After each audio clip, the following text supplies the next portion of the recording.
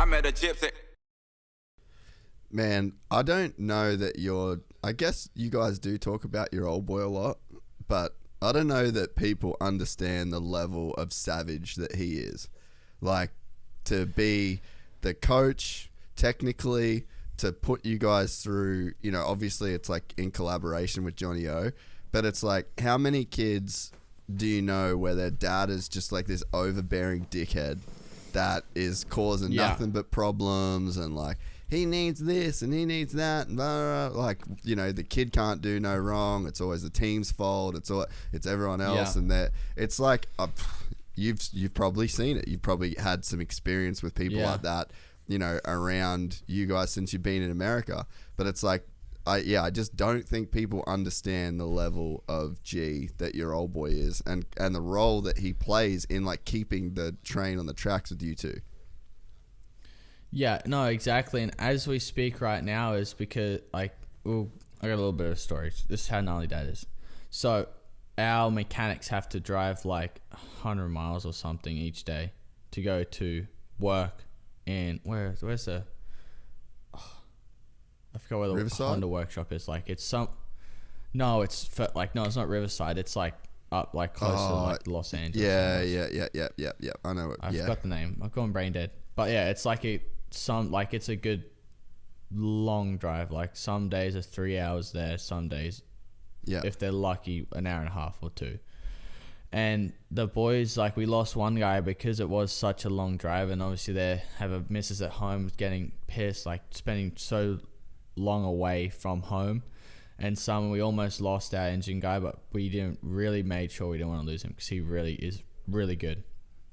So Hunter and I are renting a building in Lake Elsinore, so it's close for our mechanics. And my dad all this week has been going to there and building everything for the guys to have like a race shop there. So that's how and because my dad is, whatever we need to succeed, we'll do.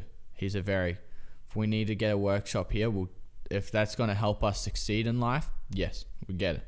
We need this. We'll do it now. So he's a very big, whatever we need to do to succeed, we'll do. And that's one thing I've it's rubbed off on Hunter and I also. So that's how gnarly Daz is. So he's a really big handyman. So he's been there all week. He left early this morning before 6 or something, before I even woke up. I woke up at 6 or 6:30.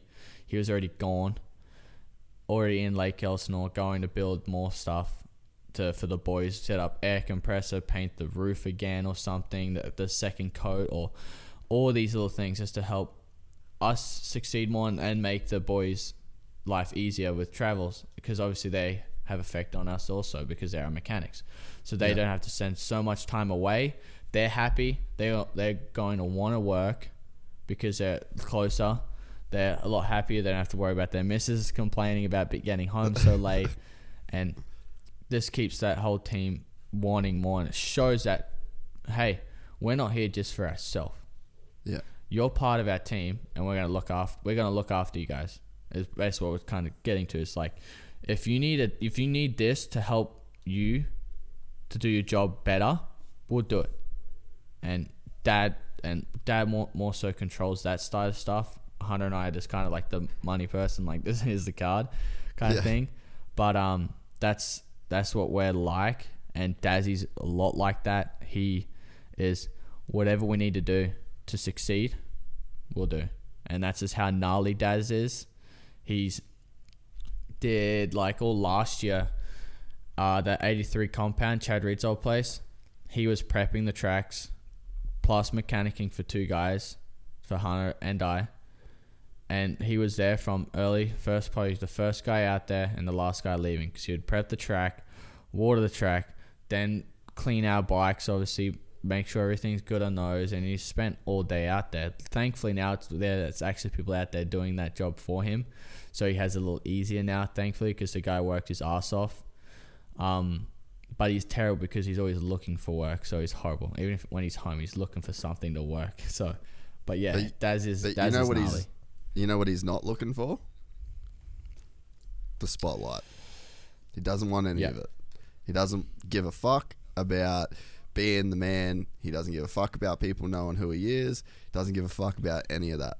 And I think that, you know, you see so many guys that have come in and it's like their dad's a part of the storyline in terms of like being a personality and injecting himself into it. And it's like your dad has none of that going on. And to me, I think it's so cool.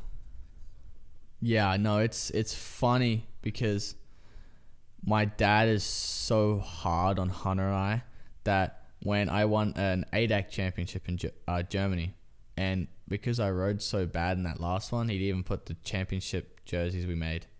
And like, and obviously he knew it wasn't that big. Yeah. But I knew at the championship over here, it made it even better because I actually seen Dad wearing my championship shirt. I knew he wouldn't put that on just for no reason. He put it on for a good reason, and seeing that was cool. She's like, that was kind of like my own little, like in my mind, own little thing, like kind of good, like good job, son. Like you did what you need to do, kind of thing. So it's cool because you don't get, and you know how Dazzy is. You don't get much emotion out of him. He's pretty straightforward. You see him, dude, he's worst pitboarder. He riding that stuff's fine, but when you go to put the pitboard out, it's just.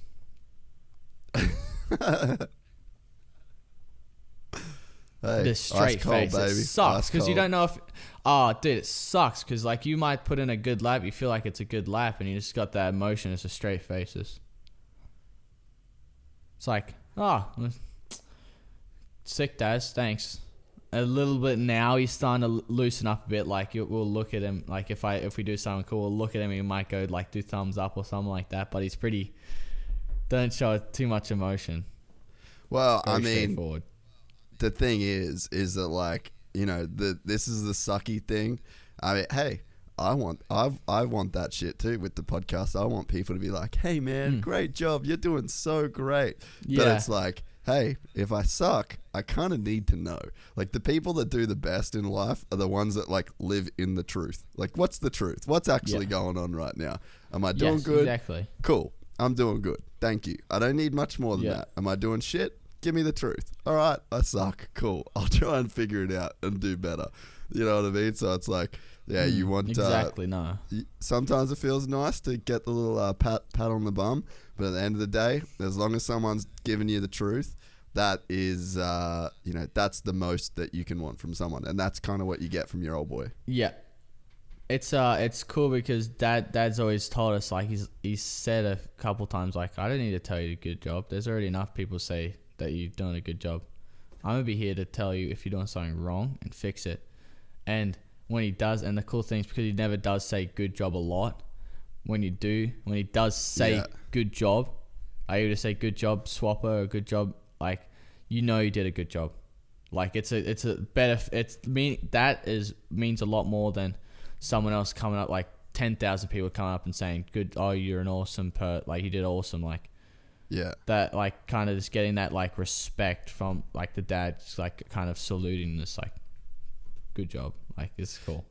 Yeah, and man, and that's so cool. Like, that is the right attitude. And I think that, you know, if you looked at, not to talk shit on Hanson, I fucking love Hanson, but like that's probably in line with the advice that he was giving you, is, you know, like he was fucking cocky. He didn't give a fuck. He wanted it. He was listening to anyone that would tell him like, you're the man, and you buy into it. And it's like there's a it's like you drink your own Kool-Aid, you know, like you start to believe in your own hype, and you believe the narrative, and it's just like all that shit, like being awesome and being the man, it's just a story that gets told. It's sort of got nothing to do with you know, what's sort of actually going on. So I think to have a guy around you, and, you know, guys around you, it's sort of uncomfortable. And I think that, you know, the older that you get, the bigger that you get, the more money that you get, all the, you know, the more, like, that's really good for the ego. Like, the ego wants that shit. The ego wants more of what you want and less of what you don't. And it's like, you need to, that's the shit that just has to get cut through, like, at any level, no matter how much money you got, no matter how big you get. I mean, we're in a different situation, but it's like, same with the podcast, you know, like, as it gets bigger and bigger and bigger, doesn't mean shit. you're just the same person, you know, like you can't feed into, we've all got the side of us that wants more. Give me all the good shit. Give me none of the bad shit. Yeah. But it's just like, again, the truth is what you want to hear at all times, no matter how much money you got, no matter how many races you won. And you know who's actually like kind of very similar to my dad is my mechanic. Really? He'll tell me like, do you remember the videos that Geico was doing in 2020, like when Salt Lake? And do you remember my mechanic when at that one at Salt Lake, he was getting roasted because he's like, people are like, oh, he's not grateful. He's not like that all the time, but he'll let me know when I'm sucking. Like he'll tell me like, dude, what are you doing out there? Like, and it's, that's why I even respect him more. And wherever I go, I want him to come with me. If I was going to another team, I would throw a big hissy fit if he wasn't coming until I got him to come with me. Because he's one of those mechanics that you don't want to lose. He's that good and that dedicated that like, and it's so good now because he was the first mechanic I had when I came over here. And since then we've just been growing. And like, he's basically family now. Like we all of us love him. He's ride or die, basically, you could say. He's giving just as much effort as we do off the bike with training. And it's awesome because he'll tell me like, that was a good job, mate. Or like, that was a good race. Like that was strong and sick. But if it's bad, he'll tell you, dude, what are you doing out there? Like like that pass is not needed. Like, dude, and it's good to have someone like that because obviously I'm getting to the age now. I mean, like I respect the hell out of my dad, which I feel like most people don't really respect their dad much, but because we've grown up so quick and had to mature so quickly, I think we've seen it a lot earlier, and I respect the hell out of my dad. But because he still is my dad, sometimes you don't want to listen to dad. You could probably like understand like when your dad tells you to do something like, oh, you got to do this on the bike. You're like, why are you telling me to do that? You don't even ride. Where if someone else like Johnny O'Mara would be saying the exact same thing, but because it's not your dad, you're like, oh, okay, like someone else telling you, which is sometimes hard with other things. Which Dazzy knows, he's so wise that he'll make sure like you kind of go through like Christian, because I know he'll know I always listen to Christian or Lucas with anything, or Jeremy, like he knows the people I listen to and will do what they say.